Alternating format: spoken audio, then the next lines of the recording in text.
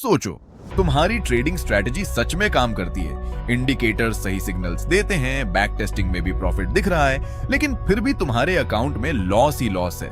आखिर ऐसा क्यों हो रहा है? अगर तुम्हें लगता है कि मेरी स्ट्रैटेजी गलत है तो यहीं रुक जाओ, क्योंकि असली प्रॉब्लम कहीं और है। सच ये है, तुम्हारी स्ट्रैटेजी नहीं, तुम्हारी एग्जीक्यूशन तुम्हें लॉस करवा रही है। 99% ट्रेडर्स यही गलती करते हैं।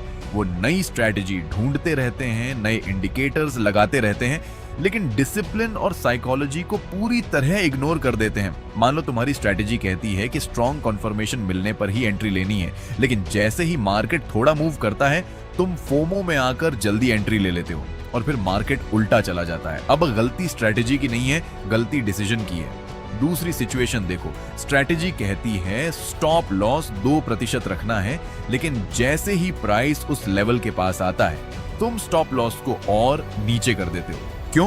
क्योंकि तुम लॉस एक्सेप्ट नहीं करना चाहते, और यही छोटी गलती बड़ा लॉस बना देती है। ट्रेडिंग में प्रॉब्लम नॉलेज की नहीं होती, कंट्रोल की होती है। पैसा स्ट्रैटेजी से नहीं, कंसिस्टेंसी से बनता है, और कंसिस्टेंसी तब आती है जब तुम हर ट्रेड में अपने रूल्स फॉलो करते हो। एक कॉमन मिस्टेक, ओवर ट्रेडिंग।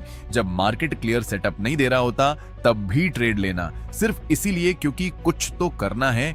यही माइंडसेट ट्रेडिंग को गैम्बलिंग बना देता है। प्रोफेशनल ट्रेडर्स हर समय ट्रेड नहीं करते, वो पेशेंस रखते हैं और सिर्फ बेस्ट सेटअप्स पर ही एंट्री लेते हैं। लेकिन बिगिनर्स हर मूव पकड़ने की कोशिश करते हैं, और यही उन्हें लॉस में डाल देता है। अब बात करते हैं रिवेंज ट्रेडिंग की।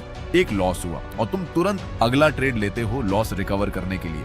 उस समय तुम लॉजिक से नहीं, इमोशन से ट्रेड कर रहे होते हो, और जब इमोशंस डिसीजन लेते हैं तो लॉस लगभग तय होता है। मार्केट को तुम्हारी फीलिंग्स से कोई फर्क नहीं पड़ता, वो सिर्फ चलता है अपने रूल्स पर।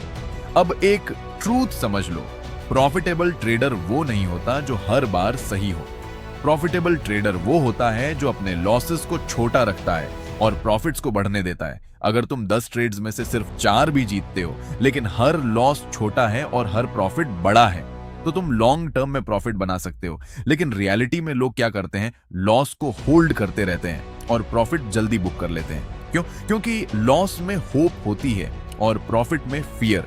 यही साइकोलॉजी धीरे धीरे अकाउंट खत्म कर देती है। इसीलिए ट्रेडिंग में सबसे इंपॉर्टेंट चीज है रिस्क मैनेजमेंट। अगर तुम्हारी स्ट्रेटजी काम कर रही है तो तुम्हें नई स्ट्रेटजी की जरूरत नहीं है, तुम्हें जरूरत है डिसिप्लिन की, पेशेंस की और सही एग्जीक्यूशन की। ट्रेडिंग एक स्किल है और इसमें मास्टरी तब आती है जब तुम खुद को कंट्रोल करना सीख जाते हो। तो अगली बार जब तुम लॉस करो, स्ट्रेटजी को ब्लेम मत करो, खुद से पूछो क्या मैंने सही ट्रेड लिया? अगर नहीं तो वहीं से इंप्रूवमेंट शुरू होती है। याद रखो, मार्केट को हराना मुश्किल नहीं है, लेकिन इमोशंस को कंट्रोल करना सबसे बड़ा चैलेंज है। जिस दिन तुमने इमोशंस कंट्रोल कर लिए, उसी दिन तुम्हारी ट्रेडिंग बदल जाएगी। अब चॉइस तुम्हारी है, नई स्ट्रैटेजी ढूंढनी है या खुद को इंप्रूव करना है, क्योंकि असली जीत स्ट्रैटेजी में नहीं, डिसिप्लिन में होती है।